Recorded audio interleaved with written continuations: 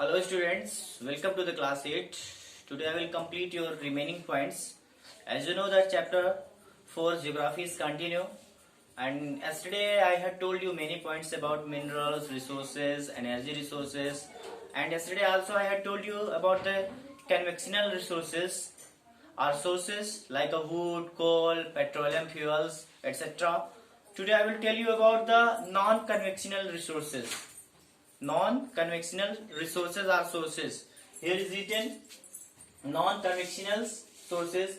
As the demand for power increasing, attempts are being made to tap new unconventional sources of power. Most of these sources are indigestible or renewable. ये renewable है. जैसे कहने का मतलब non convectional का मतलब होता है renewable, means it can be again renewed, it can be made again.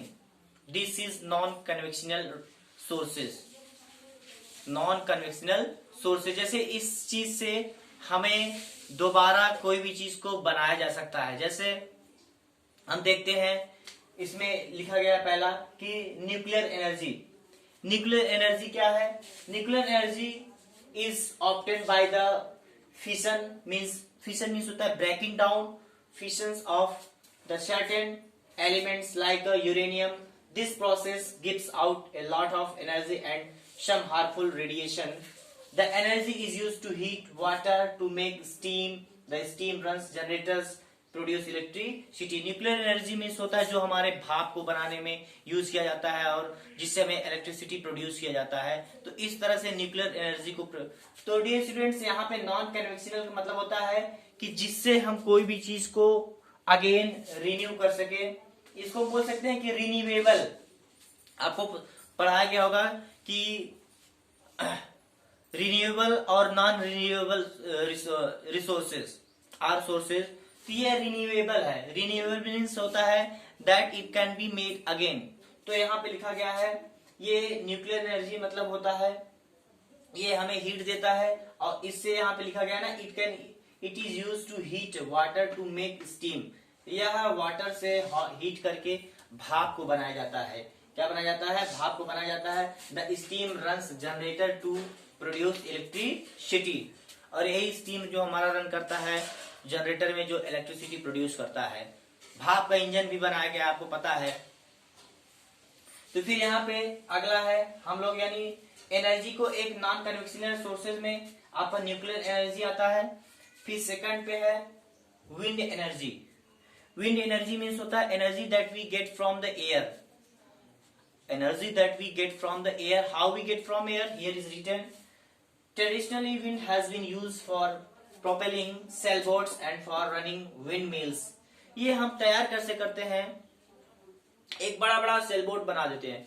जब हवाएं चलती हैं तो वो हवा के प्रेशर से जो हमें धक्का देकर जो चलती हैं उसी को विंड मिल बोलते हैं. यानी विंड से एनर्जी तैयार करते हैं. और विंड एनर्जी कैसे यूज होता है? Wind mills to pump water. The work of wind mill is done by engine. ये पंप करता है वाटर को, उसके बाद फिर चलता है. यानी कहने का मतलब जो अगली एनर्जी है हमारी विंड एनर्जी है डियर स्टूडेंट्स, यह हमें हवा से मिलती है. कैसे मिलती है? हवा से मिलती है. तो इस तरह से बोल सकते हैं नॉन कन्वेक्शनल सोर्सेज में न्यूक्लियर एनर्जी हो गया, यह विंड एनर्जी हो गया. क्या हो गया? Wind energy. अब अगला चलते हैं जियोथर्मल एनर्जी.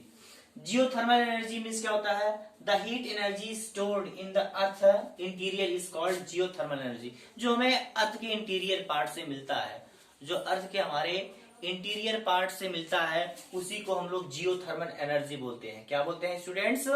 Geothermal energy. फिर यहाँ पे अगला है फिर इसको जियोथर्मल एनर्जी कैसे यूज किया जाता है? It can be use to heat water and produce electricity. फिर यहाँ पे है टाइडल एनर्जी. ये टाइडल एनर्जी होता है वेव्स से होता है, तरंगों से होता है. The power can be generated from tides water flowing steam. जब वाटर फ्लो करता है स्टीम बनकर तब उसी से टाइडल एनर्जी को बनाया जा सकता है.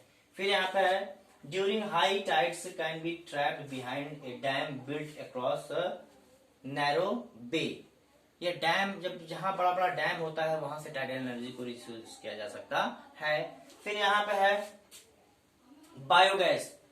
या स्टूडेंट्स जान लीजिए कि ये हम पढ़ रहे हैं कि हमें एनर्जी कहाँ कहाँ से कैसे कैसे प्राप्त होती है, कहाँ कहाँ से कैसे कैसे एनर्जी प्राप्त होती है। तो हमने जाना कि एक न्यूक्लियर एनर्जी कैसे मिलता है हमें, फिर हमने जाना कि विंड एनर्जी हमें विंड से मिलता है, फिर यहाँ पे हमने जाना कि जियोथर्मल एनर्जी जो अर्थ के इंटीरियर पार्ट से मिलता है, फिर यहाँ पे कि टाइडल एनर्जी जो हमारा फ्लोइंग करता है, वाटर जो फ्लो करता है टाइड में एक, तो उससे मिलता है। फिर अगला है कि बायोगैस। अब बायोगैस एनर्जी कैसे मिलता है? बायोगैस मीन्स होता है जैविक, जिसको बोलते हैं जैविक खाद जो बोलते हैं, या जैविक गैस बोलते हैं जिसको।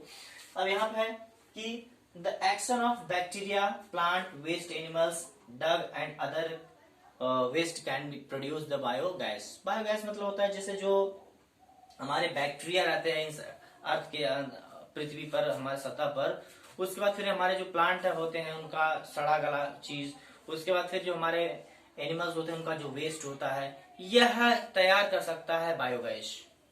यह क्या कर सकता है? बायोगैस तैयार कर सकता है। फिर यहाँ पे डियर स्टूडेंट्स, यहाँ पे लास्ट पॉइंट लिखा गया है conservation of minerals and energy resources. यहाँ पे कंजर्वेशन मीन्स होता है प्रोटेक्शन। कंजर्वेशन मीन्स क्या होता है? प्रोटेक्शन मीन्स बचाव। How can we conserve these resources? Our responsibility to maintain, to ensure that to protect these resources। यहाँ पे अच्छी तरह से हमारे पास बहुत तरीके हैं जो हम इसको कंजर्व कर सकते हैं। अगर just think if we don't conserve this thing, then how can we get the another next time to create the to get the energy? How? if you are not conserving these things। अगर सोचिए कि अगर हम इस चीज को conserve नहीं कर रहे हैं, ये जो हमारे स्रोत हैं अगर हम इनको बचा नहीं रहे हैं तो क्या होगा? What will be done? तो ये बहुत कंसीडर करने की बात है स्टूडेंट्स। इसलिए हमारी रिस्पॉन्सिबिलिटी बनती है कि हमें इन चीजों को बहुत अच्छी तरह से प्रोटेक्शन करना चाहिए, बचाव करना चाहिए, क्योंकि because they are natural things. जितने भी रिसोर्सेज हैं ये नेचुरल थिंग्स है, और हम इस पे नेचुरली चीज पर वर्क करके हम एक यूज कर रहे हैं सामान को। क्योंकि वाटर देख रहे हैं नेचुरली है, लेकिन हम उस वाटर से हम लोग इलेक्ट्रिसिटी प्रोड्यूस कर रहे हैं। Means on that thing which is given by nature, but we are using, we are creating such type of things from the natural thing. कहने का मतलब कि जैसे जो भी चीजें जो नेचर के द्वारा दी गई हम लोग उस चीज को यूज कर रहे हैं, तो हमारी जिम्मेदारी बनती है कि सब चीजों को मेंटेन करना और कंजर्व करना। अगर हम कंजर्व नहीं करेंगे तो ये हमारे लिए बहुत ही लॉस होगा, बहुत ही नुकसान होगा। तो यहाँ पे डियर स्टूडेंट्स, इस चैप्टर में ओवरऑल हमने डिस्कस किया कि मिनरल्स क्या होते हैं, खनिज पदार्थ क्या होते हैं, उसको मैंने आपको बताया। फिर एनर्जी क्या होता है? एनर्जी मीन्स होता है ऊर्जा। जैसे हम आपको बताया कि जैसे जो आदमी कोई खाना खाते हैं तो उनको एनर्जी मिलती है, तो वैसे हमारी एनर्जी सेम टाइप्स की हमारी जो मशीनें होती हैं और जो वर्क करती हैं उनके लिए भी एनर्जी प्रोड्यूस की जाती है। ये कहाँ से एनर्जी प्रोड्यूस की जाती है मैंने इसको भी आपको बताया, ये एनर्जी कहाँ से प्रोड्यूस की जाती है, क्या इसका रीजन है प्रोड्यूस करने का, कौन सा तरीका है एनर्जी प्रोड्यूस करने का, मैंने इसको भी बताया। और किस किस जगह से एनर्जी हमें मिल सकती है इसको भी मैंने आपको बहुत अच्छी तरह से एक्सप्लेन भी कर दिया है। Still, if you have any kinds of doubt, you can ask me, dear students. Thank you.